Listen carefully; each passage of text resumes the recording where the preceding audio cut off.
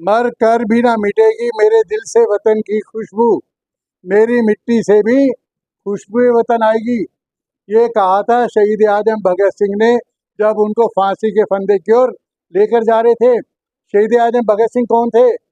वीर उधम सिंह के वो गुरु भी थे, सखा भी थे, प्रेमी भी थे, आदर्श भी थे। उनके लिए बहुत प्रेरणा थी वीर भगत सिंह की उधम सिंह जी के लिए। हम सभी देखते हैं कि 13 अप्रैल 1919 का दिन हमारे देश में अंग्रेजों ने एक ऐसा काला कानून लाया कि हिंदुस्तानियों को आप कभी भी अपने घर से उठाकर जेल में ले जा सकते हो। उसका कारण बताने की भी आवश्यकता नहीं है। उन्हें किसी भी तरह से टार्चर कर सकते हो और आपके लिए कोई इसके लिए आपको जवाबदेही कोर्ट में भी नहीं होगी। उस काले कानून का विरोध करने के लिए हिंदुस्तानी बड़े शांतिपूर्वक ढंग से अपने घरों से निकले। बिल्कुल पास में स्वर्ण मंदिर में जाकर उन्होंने बड़े प्रेम से मत्था टेका। वैसाखी का पावन पर्व था, सभी बड़े उत्साह में थे और उनको किसी के पास किसी तरह का कोई हथियार नहीं। गुरु नानक देव जी के जयकारे लगाते हुए, भगवान श्री कृष्ण और भगवान श्री राम का स्मरण करते हुए सभी हिंदुस्तानी बड़े प्रेम से 13 अप्रैल के जलियांवाला बाग के मैदान में जा पहुंचे। जनरल ओ डायर, जिसने काफी दिनों से पहले से प्लानिंग बना रखी थी कि हिंदुस्तानियों को ऐसा सबक सिखाऊंगा कि पूरे हिंदुस्तान में कोई हमारा विरोध करने वाला बचेगा ही नहीं। जनरल ओ डायर ने जब देखा उसमें कि जलियांवाला बाग 25,000 से ज्यादा लोगों से पैक हो गया, उसका जो मुख्य दरवाजा था उसके आगे उसने तोप लगा दी और लगभग 60 के करीब जो गोरखा सैनिक राइफलों और खुखरी से लैस, उनको जो उसने इस ढंग से उनको सेट किया कि मानो कोई भी हिंदुस्तानी, डॉक्टर साहब, कोई भी हिंदुस्तानी यहाँ से बच के जाने ना पाए। इस तरह जब उसने पूरी तरह से उनकी जो घेराबंदी कर दी और उस समय जब उन्होंने अपना भाषण देना शुरू किया, लोगों ने बड़े जोश के साथ भारत माता की जय और वंदे मातरम के नारे लगाने शुरू किए। क्या हुआ? उसी समय जनरल डायर ने क्या आदेश दिया? फायर! 10 मिनट तक लगातार उनकी राइफलों से फायर, गोलियों की आवाज गूंजने लगी। क्या बच्चा, क्या बड़ा, क्या महिला, क्या पुरुष, मलिक साहब, क्या महिला, क्या पुरुष, सभी जो उन गोलियों का शिकार बनने लगे। देखते ही देखते आनन फानन में हजारों लोगों के हजूम में डॉक्टर साहब, दो शख्सियत थी जो आज हिंदुस्तान को नहीं पूरी दुनिया उनसे प्रेरणा लेती है। एक उस भीड़ में थे हमारे वीर उधम सिंह, और अगले दिन जब इस घटना का पता लगा तो हमारे 11 वर्ष के भगत सिंह अपने घर चलकर जलियांवाला बाग पहुंचे। वीर उधम सिंह के बारे में कहते हैं कि वो उस समय वहाँ लोगों को पानी पिलाने की सेवा कर रहे थे, लेकिन अचानक वो इस भगदड़ में हतप्रभ रह गए।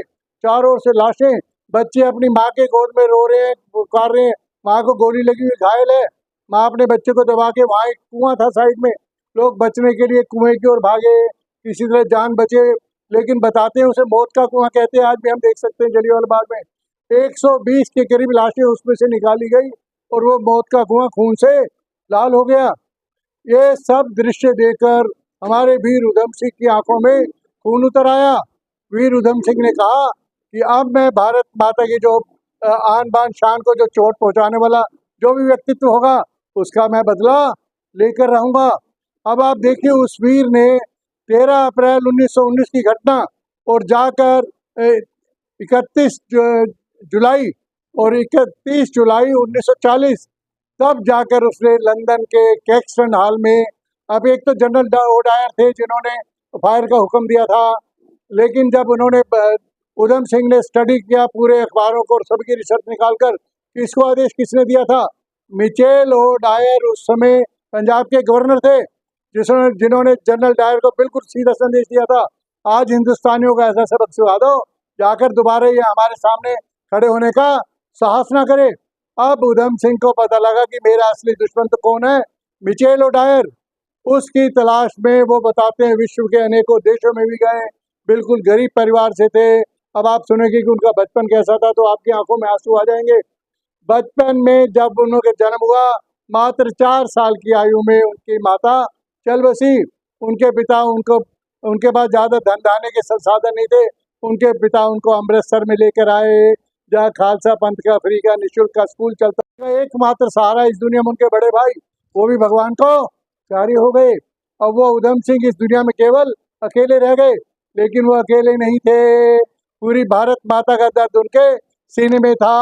बचपन से जब से उन्होंने अपना जलियांवाला बाग का वो दृश्य देखा था, उनकी आंखों में मानो हमेशा खून उतर आता था उस दृश्य को याद करके। अब उन्होंने प्रण किया कि जब तक मेरी इस शरीर में एक भी खून की बूंद है, मैं भारत माता का ऋण चुका कर रहूंगा। कुछ ऐसा करूंगा जिससे आने वाली नस्लों को, आने वाले हमारे साथियों को भी प्रेरणा मिल सके। वो चाहते तो कहते हैं कि वो जो मिचेल और डायर के घर पे उन्होंने नौकरी की काफी दिनों तक, चाहते तो उनको आराम से मार सकते थे वहां पर भी किसी भी साधन से, लेकिन वो इस ढंग से उनका अंत करना चाहते थे ताकि पूरे विश्व में एक संदेश जाए कि हिंदुस्तानी कभी डर कर या पीठ पीछे वार नहीं करता। जब भी वो मारता है हमेशा खुलकर मारता है। उनका मतलब जो उन्होंने देखा था, भगत सिंह ने अपना बलिदान दिया था, संदेश बना दिया। जब भी भगत सिंह को कोर्ट में लेकर जाते थे, पुकार पुकार कर वो कहते थे अंग्रेजों के जज को कि आपके ये सारे कानून हिंदुस्तान के लिए गलत है, पूरी मानवता के लिए गलत है, ऐसा कानून पुष्प में कहीं भी नहीं होना चाहिए। और हिंदुस्तान में तो बिल्कुल 84 दिनों तक आमरण अनशन, यानी बिल्कुल पानी तक नहीं पीने का उन्होंने व्रत लिया, हड़ताल की भूख हड़ताल, ताकि जेल में उनको राजनीतिक कैदी का दर्जा दिया जाए। राजनीतिक कैदी को जो रियायतें मिलती है जेल में वो सब उन्हें सुलभ हों। उसी को देखते हुए बताते हैं कि वीर उधम सिंह जब उन्हें लंदन की जेल में डाला गया, उनके साथ अत्याचार होने लगे। उन्होंने 42 दिन तक अपने गुरु भगत सिंह को अपना आदर्श मानते हुए लगातार भूख हड़ताल की। उसके बाद अंग्रेज सरकार को उनके आगे झुकना पड़ा। साथियों, हम अपने वीरों का जयंती या उनका जो है वीरता का दिवस क्यों मनाते हैं? इसके पीछे पूरा पूरा एक ही हमारा कारण है। हम उनको स्मरण करके अपने उन वीरों को याद करते हैं। और भारत माता के लिए जो अनेकों वीर हमारे शहीद हुए, हम भी चाहते हैं कि आज के समय में भी हम सभी वही भारत माता के जो वीर सपूत हैं, हम सभी भी मिलकर क्या करें, वो सभी काम करें जिससे हमारी भारत माता का मस्तक उज्जवल हो। वो सभी काम अपने हम एक पूरे समाज को एकजुट होकर ऐसे प्रयास करें कि हमारी भारत माता फिर से विश्व गुरु बन सके। आज के दिन हम वीर उधम सिंह जी को प्रणाम करते हैं, उनके सभी साथियों को नमन करते हैं जिन्होंने हंसते हंसते देश के लिए अपनी जान कुर्बान कर दी। मिलकर बड़े प्रेम से बोलेंगे, भारत माता की वंदे वंदे। आप सभी का बहुत बहुत धन्यवाद।